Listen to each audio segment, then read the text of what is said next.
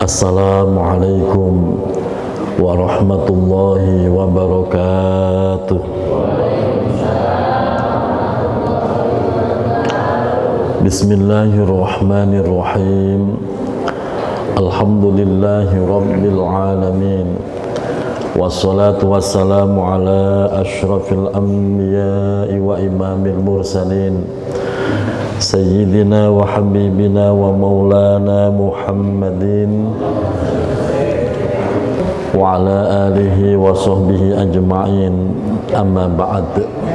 Al-Mukarramun, seluruh pengurus DKM Masjid Jami Al-Farongo, wabil khusus Ketua DKM Bapak Haji Abdul Jabbar, Al-Asatidzah Al-Kiram, para asatid, guru-guru yang senantiasa mendampingi kita semuanya, bil khusus guru kita Bapak Ustadz Burhan, semoga sehat selalu. Bapak Haji Rosim, ini udah kangen lama gak ketemu ini, semoga sehat. Para asatid lainnya, Ustadz Hasbullah, Ustadz Khairuddin, dan para asatid lainnya, Ustadz Kamto, seluruh para tokoh masyarakat, saudara tua saya Bapak Safruddin, Bapak Ibu semuanya tanpa terkecuali, semoga Allah sehatkan lahir batin kita, Allah tambah-tambah keberkahan hidup kita, dan senantiasa istiqomah di dalam ketakwaan, amin ya rabbal alamin. Alhamdulillah wa syukrulillah, segala puji bagi Allah pada kesempatan malam hari ini, merupakan malam Kamis pertama di bulan Muharram. Semoga di tahun baru ini kita menjadi pribadi yang lebih baik dalam hubungannya dengan Allah, dan lebih baik dalam hubungan dengan sesama manusia, sehingga kita menjadi orang yang beruntung. Sebab kalau tidak bisa menjadi lebih baik, kita dianggap orang yang rugi. Apalagi kok malah tambah buruk, malah jadi orang yang celaka.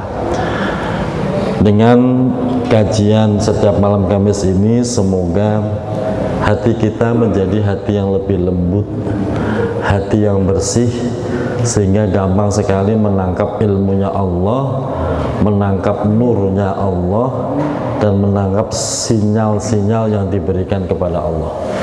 Oleh karena itu, diniatkan dalam hati, ya Allah, bersihkan hati saya, sempurnakan ibadah saya.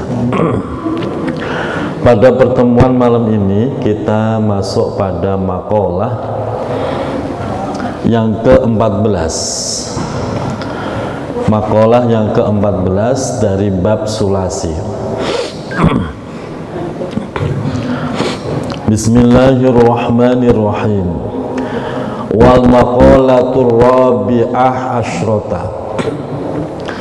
Ruya anna rajulan min bani Israila kharaja ila talabil ilmi fabalagha dzalika nabiyahum fab'asa ilaihi fatahu faqala, dan seterusnya ila akhirih. Maqalah yang ke-14. Ruya, diriwayatkan, anna rajulan, sesungguhnya ada seorang laki-laki, dahulu mim bani Israel, dari golongan Bani Israel. Ini cerita tentang dahulu, kisah pada zaman Bani Israel.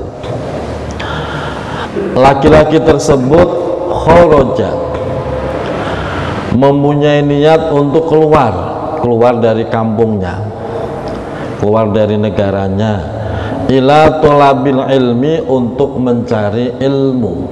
Bagus apa jelek, Bu? Fabalagha dzalika nabiyahum.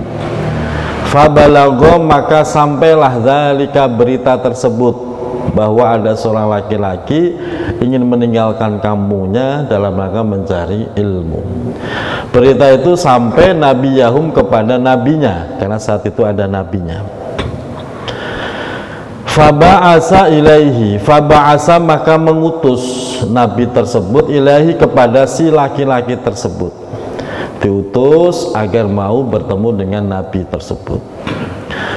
Fa'atahu, maka laki-laki itu pun mendatangi nabi tersebut. Setelah bertemu dengan nabi, faqala, maka nabi Bani Israel tadi berkata, memberikan nasihat lahu kepada si laki-laki tadi. Begini nasihat seorang nabi tadi. Ya fata, wahai pemuda, inni a'idzuka, ini sesungguhnya aku a'idzuka akan memberikan nasihat mau'izah kepadamu bisalasi khisalin, dengan 3 perkara, fiha, yang mana di dalam 3 perkara tersebut terdapat ilmul awwalin wal akhirin, terdapat ilmunya ulama atau nabi-nabi terdahulu, wal akhirin, dan nabi-nabi yang datang belakangan. Jadi 3 perkara ini nasihat buat kita juga. Kalau bapak ibu bisa melakukan 3 perkara yang akan kita bahas ini, berarti sudah menguasai dasar-dasar ilmu para nabi terdahulu dan nabi-nabi terakhir, termasuk baginda Muhammad Sallallahu Alaihi Wasallam. Apa 3 perkara itu? Yang pertama, khaf Allah fi sirri wal alaniyati. Khaf, takutlah engkau, ini nasihat yang pertama. Allah, kepada Allah, fi sirri, baik di dalam sepi, wal alaniyah, atau dalam keadaan ramai. Ini dasar ilmu itu Pak. Nanti kita bahas. Kita baca dulu. Yang kedua, wamsik, dan jagalah lisanaka, lisanmu, anin nasi, dari membicarakan manusia. La tazkuruhum, dan janganlah kamu membicarakan manusia illa bi khairin, kecuali karena kebaikannya. Itu dasar yang kedua. Yang ketiga, wangzur khubzaka, dan lihatlah khubzaka, rotimu atau makananmu. Setiap kamu makan, perhatikan makananmu. Alladzi ta'kuluhu, yang engkau akan memakannya. Perhatikan hatta yakuna minal halal, sehingga benar-benar itu makanan minal halal, bagian dari rezeki yang halal. Setelah mendengar nasihat itu, famtana al-fata anil khuruj, maka famtana'a, membatalkan, al-fata, si pemuda tadi, si laki-laki tadi, anil khuruji, dari keluar kampung untuk mencari ilmu. Dari kisah ini minimal ada 3 perkara yang bisa kita ambil hikmah. 1, kalau di kampung itu ada nabi, nggak usah pakai keluar kampung, cukup belajarlah kepada nabi yang ada. Lalu masih ditungguin nabi kok malah keluar mau nyari apaan? Nah, bagaimana kalau nggak ada nabi? Ya pewarisnya. Siapa pewaris nabi? Al ulama'u warasatul anbiya. Ya ulama. Kita sekarang sudah nggak ditungguin nabi, tapi kita ditungguin pewaris nabi, yaitu ulama. Kalau di kampung kita ada ulama yang benar-benar ulama, ilmunya mumpuni, amalnya juga sesuai dengan ilmunya, ibadahnya mantap, sudah nggak usah pakai keluar kampung, cukup belajar nama ulama tersebut, cukup itu, cukup. Nggak usah pakai acara ke Mekah, ngapain belajar ke Mekah, nggak usah, nanti pulang-pulang jadi Wahabi. Betul Pak, saya dulu nasihat dari Mbah Maimun Zubair, santri-santriku kalau pengen kuliah ke luar negeri jangan keluar negeri kalau belum alim. Ini nasihat Mbah Memon Zubair, jangan kuliah ke luar negeri kalau belum alim. Terus gimana? Alim aja dulu di sini, di Indonesia, alim aja dulu. Ulama Indonesia itu ilmunya luas, supaya kita pelajari itu nggak bakal habis, Pak. Alim aja dulu, kalau udah alim baru silahkan ke Makkah, ke Madinah, silahkan. Sebab Mbah Mun paham betul, orang nggak alim baru belajar baca kitab belum bisa, kok belajar ke luar negeri, kira-kira jadi apa? Malah pelongo-pelongo, nggak paham. Lagi gimana paham? Dosennya nih, gurunya, pengantarnya pakai bahasa Arab, semua pakai bahasa Arab, dan dia sendiri nggak bisa membaca Arab, kan jadi pelongo-pelongo. Alim aja dulu. Sebab kalau nggak alim, dasarnya nggak kuat, kok belajar ke luar negeri, contoh ke Mekah, pulang-pulang berubah akidahnya, Pak. Saya punya temen itu terjadian. Dulu waktu masih di sama-sama kita di Kudus, sama kiai tawaduk, lalu salaman cium tangan, sama orang tua tawaduk cium tangan. Begitu selesai pulang dari Mekah, akidahnya berubah jadi akidah Wahabi. Sama kiai salaman ya begini aja, Pak. Sama kiainya dulu loh, Pak, ya teman. Sama gurunya, sama orang tuanya nggak ada cium tangan, nggak ada, begini aja. Karena dia pemahamannya cium tangan itu mendekati kemusyrikan. Nah, ini kan parah sekali. Nggak ada acara zikir tahlil, nggak ada. Apalagi maulid, Pak, nggak ada. Nggak ada acara ziarah kubur, nggak ada.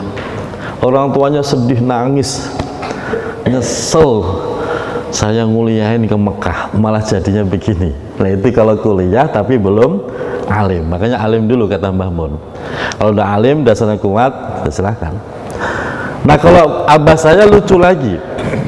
Saya dulu waktu lulus aliyah, saya pengen langsung ke Mesir, Pak, karena waktu itu dapat beasiswa, cuman transportasinya bayar sendiri, di sana gratis.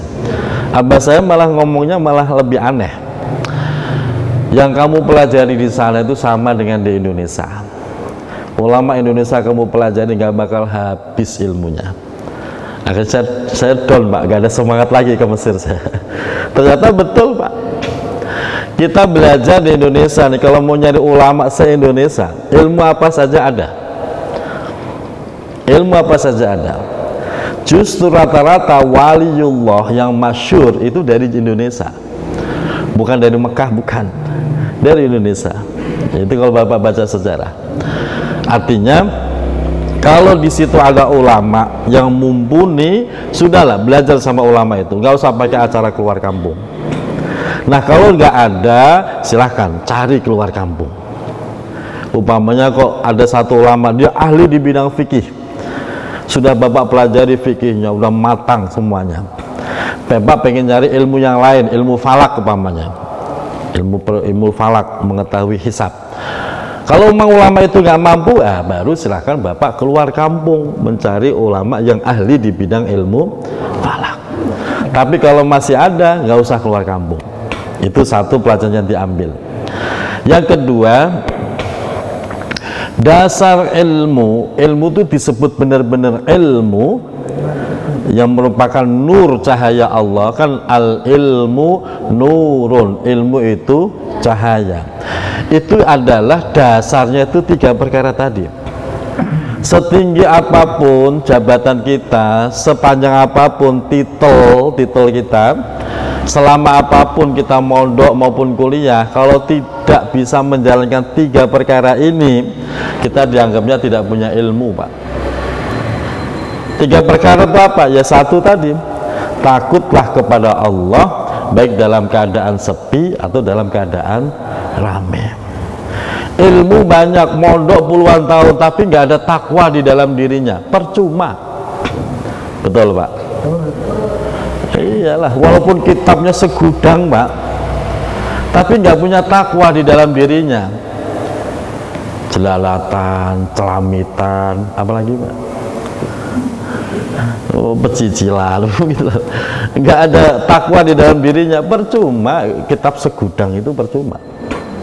Kenapa? Karena nggak menguasai yang paling dasar aja nggak dikuasai. Itu takwa dalam sepi, sendirian ataupun dalam rame. Nah, ini sudah kita bahas ya. Takwa itu yang paling mudah pas sendirian apa pas rame-rame?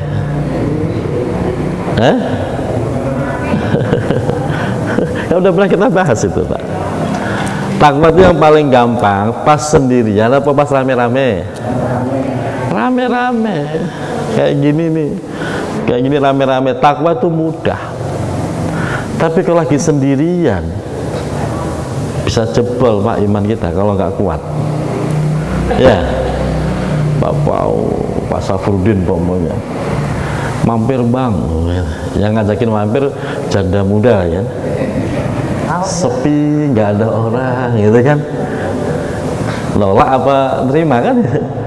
Kira-kira nolak apa terima? Terima. Tapi kalau lagi rame-rame begini mampir Bang, enggak, saya mau ngaji. Begitu saja, lagi rame-rame.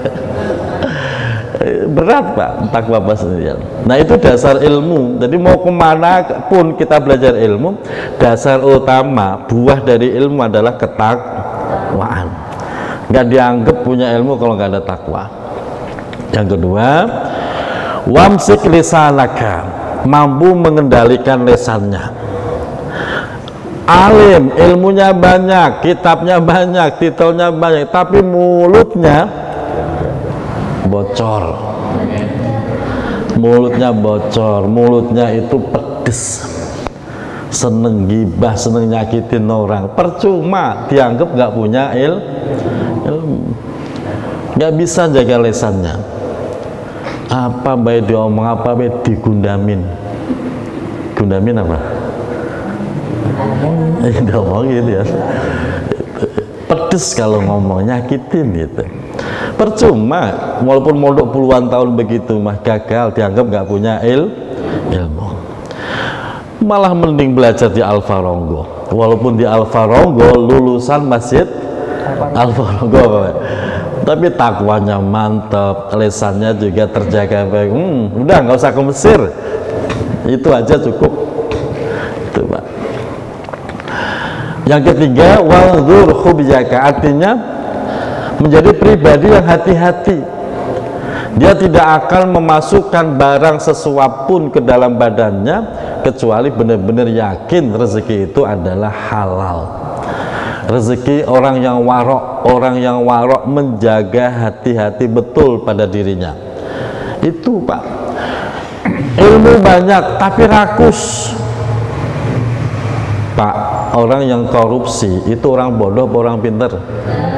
Pinter lah, orang pinter. Orang yang suka merubah hukum dari halal menjadi haram, haram menjadi remeng-remeng, itu orang bodoh atau orang pinter? Orang pinter, orang bodoh mah nggak bisa merubah hukum.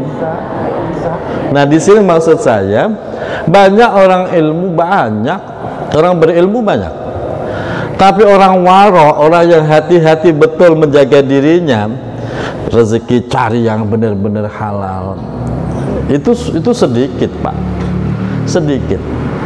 Makanya saya menggambarkan orang yang nggak bersikap waro, orang yang nggak berhati-hati dalam urusan rezeki, itu seperti orang yang pakai minyak wangi tapi mandinya pakai air comberan. Pakai minyak wangi tapi pas mandi pakai air comberan. Gambarnya begini, Pak. Bapak mestinya umpamanya Bapak jualan sesuatu nih 1 liter. 1 liter bensin. Kalau Pertalite dijual berapa? 10.000. Ya, 10.000. Bapak 10.000 udah untung berapa itu? Untung berapa 10.000? 2.000. Anggaplah 2.000 ya. Anggap aja 2.000. 1 liter dijual 10.000, untung 2.000. Terus Bapak kurangin takaran tadi. Nguranginnya nggak banyak-banyak, cuman mungkin segelas lah atau sesendok lah. Sesendok Bapak kurangin. Dengan harapan sesendok kali sekian bisa untung lebih banyak. Wala talbisul haqqo bil batil. Yang hak tidak boleh dicampur dengan yang batil. Kalau batil sama hak bercampur, yang kalah yang hak. Air satu ember bersih, terus Bapak kasih setetes saja, air kencing setetes saja, itu hukum air jadinya apa? Walaupun setetes, kan sayang kan?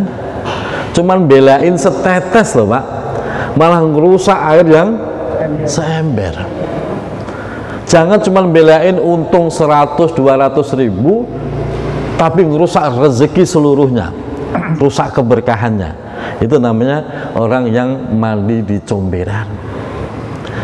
Orang seperti itu, ini dianggapnya itu orang yang tidak punya sifat warok. Walaupun ngajinya puluhan tahun, kitabnya segudang, tapi ceroboh, ngawur dalam urusan rezeki, dianggap nggak punya biarin jebolan Masjid Al-Farongo, tapi mantep, dagangnya jujur. Ya, ini para pedagang jujur, itu lesannya terjaga bagus, akhlaknya, ketakwaannya mantep, tuh udah cukup lah, nggak usah jauh-jauh sampai ke Mekah, Madinah, Mesir, nggak usah. Ini dasar nasihat yang bisa diambil hikmah dari kisah ini. Tapi apa nggak boleh keluar kota? Boleh, kalau memang diyakini itu dapat ilmu yang bermanfaat, boleh. Nah, ilmu manfaat itu ya 3 perkara ini yang bisa diambil hikmahnya. Jadi kita nggak bisa mengatakan ilmunya manfaat, tapi kalau tidak dilihat dari sudut pandang 3 ini nggak bisa. Makanya salah kalau ada orang ngomong begini, Bu, oh ilmunya manfaat barokah. Kenapa? Buktinya panggilan ceramah tiap malam. Ngomong begitu itu salah. Ceramah itu tidak jaminan ketakwaan seseorang. Betul Pak? Kok tahu? Tahu Pak. Ceramah sana sini ternyata selingkuhannya juga banyak loh Pak. Loh iya, saya kasih bocoran dikit Pak. Tapi nggak saya sebut nama biar nggak gibah. Tapi saya tahu. Jangan diukur di situ. Wah, ini rezekinya barokah, buktinya beli tanah mulu tiap bulan. Nggak bisa diukur dari situ. Barokah itu 3 perkara tadi. Dia bisa takwa, dia bisa menjaga lesannya, dia hati-hati dalam mencari rezeki. Udah, itu baru barokah. Lewat dari itu nggak dianggap apa-apa, justru membahayakan. Nah, makanya ngaji yang istiqomah, walaupun cuma di Al-Farongo, nah, insya Allah barokah. Makalah yang berikutnya,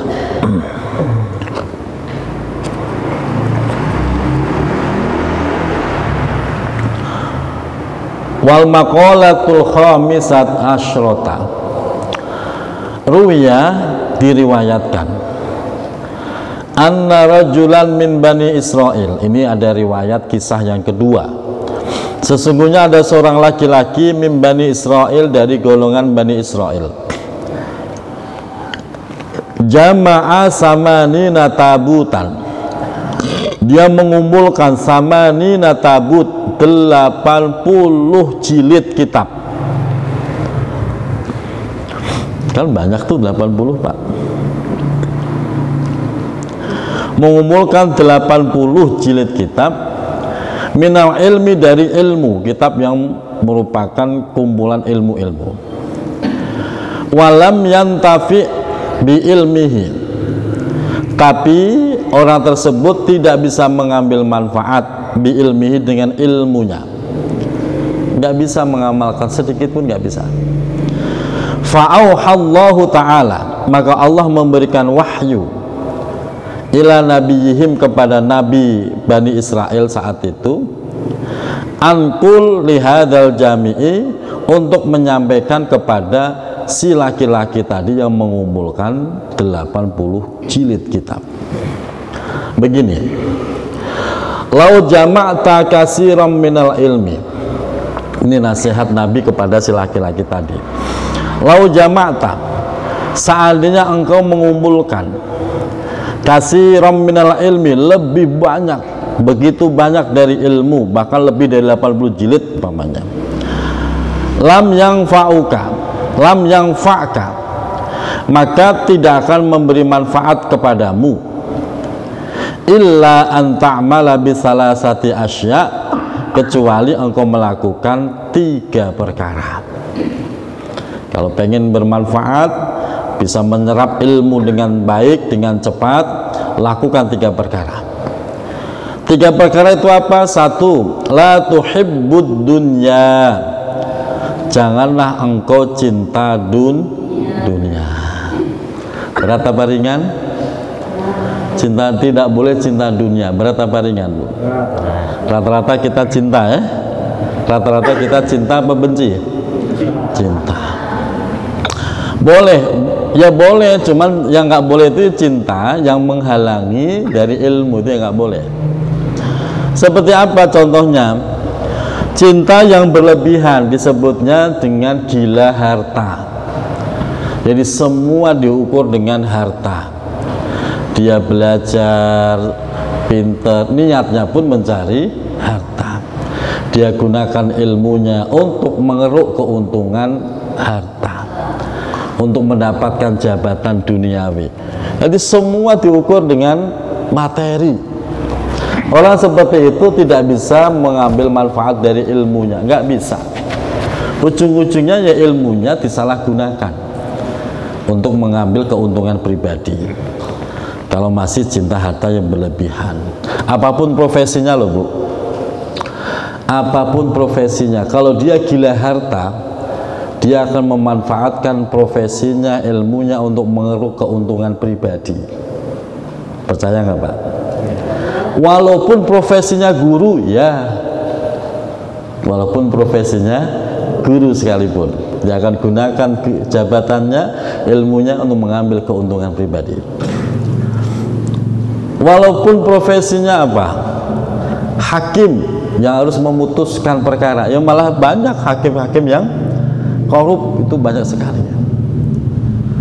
Jadi semua profesi itu kalau memang cinta hartanya berlebihan, justru akan menyalahgunakan ilmu, bukan malah memberi manfaat kepada ilmu. Maka di sini bagi kita, anak-anak kita yang lagi senang belajar, jangan mikirin harta. Senang belajar kalau mikirin harta, pasti belajarnya berantakan, dijamin Pak. Ini lagi kuliah, satu sisi dia kerja, kok merasa kerjanya sukses, untungnya gede, masih kuliah nggak itu orang? Malah batal Pak. Udah ini aja enak, dapat duit banyak, ngapain kuliah nggak ada duitnya, ya ini begitu. Makanya santri dulu Pak, dulu santri juga kerja, tapi kerjanya sebatas untuk mencukupi kebutuhan hidup di pondok. Saya dulu kerja Pak, saya waktu menghafal Quran di juz 12 ada ujian yang luar biasa, sampai orang tua saya sempat tidak bisa ngirimin jatah bulanan. Akhirnya saya kerja dulu, ikut bikin genteng Pak, genteng press. Genteng itu dulu di press, tanah liat ada cetakan, di press, jebret gitu Pak, jadi genteng, tumbuk keringkan, dulu begitu. Tapi sekedar untuk kehidupan di pondok saja. Jadi gaji saya waktu itu kerja dari jam 7 selesai jam 10, itu dapat gaji 12.000. 12.000 itu cukup buat hidup sehari semalam, itu cukup. Karena waktu itu beras seliter cuman 700 rupiah. Sekarang beras berapa 1 liter? Sekarang zaman saya 700 rupiah, jadi cukup. Nah, maksud saya, kalau Bapak kerja nyari harta dalam rangka mencukupi kebutuhan, biqadril hajat, itu belum disebut gila harta, belum. Tapi kalau udah melampaui dari itu sampai mengorbankan kewajiban yang lain, sholat ditinggalkan, ngaji udah nggak sama sekali, ke masjid sudah enggak, mengorbankan yang lain, itu sudah bisa disebut gila harta. Kalau udah begitu nggak bakal manfaat ilmunya. Satu. Kenapa begitu? Falaisat bidaril mu'minin, ditegaskan, falaisat Karena tidaklah dunia tersebut itu bidaril mukminin merupakan rumahnya orang mukmin, bukan. Dunia ini bukan rumahnya orang mukmin. Dunia ini hanya sekedar rumah singgah. Bapak punya rumah megah, itu disebutnya rumah singgah. Rumah masa depan kita bukan itu. Mana rumah masa depan kita? Kuburan. Itu sadar, Bu. Rumah masa depan kita kuburan. Cuma kadang-kadang orang sibuk membenahi rumah yang di dunia ini, sibuk sekali. Saking sibuknya itu apa baik kepengen. Tetangga temboknya di keramik, dia ikut-ikutan keramik. Keramik apa? Temboknya. Tembok udah bagus-bagus dirusak di keramik. Kepengen kayak tetangga. Tetangga ganti granit, ikut-ikutan ganti granit. Begitu kan? Dia lupa kalau itu hanya sekedar rumah singgah. Rumah masa depannya adalah, nah itu kadang nggak dipikirin. Makanya di sini tegaskan, dunia itu bukan rumahnya orang mukmin, bukan surganya orang mukmin, bukan. Dunia ini surganya orang kafir. Surga kita nanti di akhirat. Makanya kalau sekarang kok kita sakit-sakit sedikit, berat-berat sedikit, nahan-nahan sedikit, nggak apa-apa. Nanti di akhirat kita sepuas-puasnya. Kalau masuk surga, amin ya rabbal.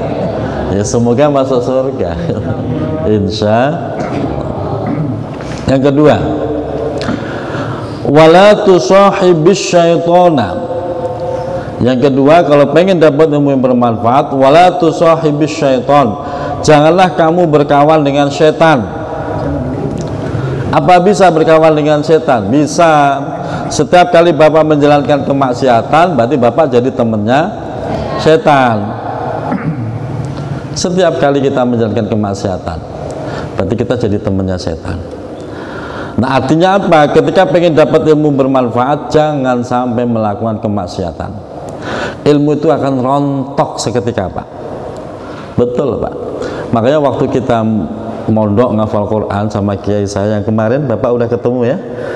Yang kemarin datang Mbah Yai Mustamir itu wanti-wanti betul. Jangan sekali-kali kamu maksiat. Kalau kamu maksiat, hafalanmu bisa hilang. Itu pesannya. Dan memang betul, Pak. Saya rasakan betul itu. Kalau namanya waktu itu masih muda, lagi ganteng-gantengnya dulu saya, Bu. Dulu. Yang senang saya ya banyak, Pak. Kadang-kadang suka tergoda juga kita layani. Dulu mah nggak ada WA, surat-suratan dulu. Itu saya terasa betul goyang hafalan saya itu. Udah nggak cecek lagi tuh, goyang lagi. Akhirnya saya memutuskan untuk puasa dalail waktu itu. Puasa dalail itu puasa tiap hari kecuali hari yang diharamkan. Dalam setahun itu ada 5 hari yang diharamkan. Idul Fitri, Idul Adha, Ayyamut Tasyrik. Kecuali itu. Nah, saya akhirnya puasa 2 tahun saya puasa 2 tahun. Biar gak kemana-mana, mengendalikan nafsu. Selama puasa di pondok, ya udah kita di pondok aja. Utak-utak di pondok, udah baca Quran, murojaah, udah begitu aja. Alhamdulillah selesai itu Al-Quran. Tapi kalau kita keluyuran, jelalatan, hilang hafalan, Pak. Betul itu. Nah, makanya ilmunya Allah itu kan nur, cahaya. Cahaya itu akan padam dalam diri kita. Semakin Bapak hobi bermaksiat, cahaya itu akan padam. Walaupun dulu belajar ilmu banyak, padam, Pak. Ibarat pisau itu udah tumpul semua, udah gak ngaruh itu, Pak. Makanya jangan berkawan dengan setan. Falaisa birafiqil mu'min. Setan itu bukan temennya orang mukmin. Setan itu temennya orang kafir. Ini orang kafir itu bebas mau ngapain saja boleh. Memang temennya setan, dan dunia ini surganya orang kafir. Dan kita jangan. Yang ketiga, wala tu'addi ahadan. Jangan sekali-kali kamu menyakiti seseorang. Seseorang itu siapa? Siapa saja. tidak hanya orang mukmin, bahkan orang kafir itu pun nggak boleh kita sakitin, kecuali kalau kafir itu mengganggu, menyerang Islam, baru silahkan kita lawan gitu. Tapi kalau nggak boleh. Ini penting, Pak. Kenapa? Falaisa bihirfatil mu'min, karena menyakiti orang lain itu bukan sifatnya orang mukmin. Dan hati-hati, Pak, Bapak kok nyakiti orang, walaupun orang itu nggak bisa balas kezaliman Bapak, Allah pasti membalasnya. Ini yang disebut dengan karma. Walaupun orang kafir, ya, orang kafir nggak ngapa-ngapain, tahu-tahu Bapak bakar rumahnya bapaknya. Orang kafir itu nggak bisa balas, tapi Allah pasti balas. Kenapa? Karena itu juga hambanya Allah gitu loh, Pak. Maka kita nggak boleh zalim semena-mena. Itu bukan akhlaknya orang mukmin. Sama istri Bapak itu juga manusia. Istri Bapak juga jangan sampai lupa, sama orang lain mah baik, gak pernah nyakitin. Sama istri nyakitin mulu. Ada yang begitu, Bu? Kenceng banget. Ini berarti lupa kalau istrinya juga manusia. Mungkin dianggapnya ibu gak manusia kali. Jangan, itu bukan akhlak orang mukmin. Gitu. Ada namanya karma, Bu. Ingat karma. Bapak berbuat baik sama orang lain, walaupun orang itu nggak bisa membalas kebaikan Bapak, jangan khawatir, Allah pasti membalas dengan cara Allah. Jadi nggak akan sia-sia kebaikan Bapak itu. Dan Bapak nggak usah nuntut, si Anu saya tolongin, dia nggak nolongin, nggak usah. Allah punya cara membalas kebaikan kita. Kadang-kadang orang yang nggak paham, orang yang nggak tahu, nggak pernah ngaji, Bu, percuma ditolong, nggak pernah nolong, kan begitu, Pak? Salah. Kebaikan kita kepada orang lain pasti dibalas Allah, walaupun orang itu nggak bisa balas kebaikan kita. Tinggal masalah waktu saja. Nanti akan muncul orang yang diutus Allah untuk menolong kita, kenal enggak, dekat juga enggak, tapi kok baik hati sama kita. Nah, inilah utusan Allah. Nanti begitu, Pak. Jadi jangan pernah ragu melakukan kebaikan kepada siapapun, karena Allah tidak akan menyia-nyiakan kebaikan itu. Dan jangan pernah meremehkan berbuat zalim pada orang lain, karena satu saat Allah akan mengutus untuk membalas kita. Bapak pernah nabok orang itu nggak bisa balas nabok Bapak, tapi suatu saat Allah akan mengutus orang untuk nabok Bapak. Tahu-tahu ada orang datang nabok Bapak, kenal enggak, tahu-tahu nabok Bapak, nggak usah kaget, itu balasan dulu, karena Bapak pernah nabok orang, kayak gitu loh, Pak. Jadi hati-hati betul urusan dengan manusia, hati-hati betul, karena Allah nggak akan rela kezaliman yang kita lakukan pada orang lain. Semoga ini kalau tiga ini kita amalkan, nih tiga perkara kita amalkan, udah cukup jadi modal kita menjadi orang yang baik dunia, baik akhirat. Amin ya robbal. Semoga bisa mengamalkannya. Mohon maaf lahir batin. Assalamualaikum warahmatullahi wabarakatuh.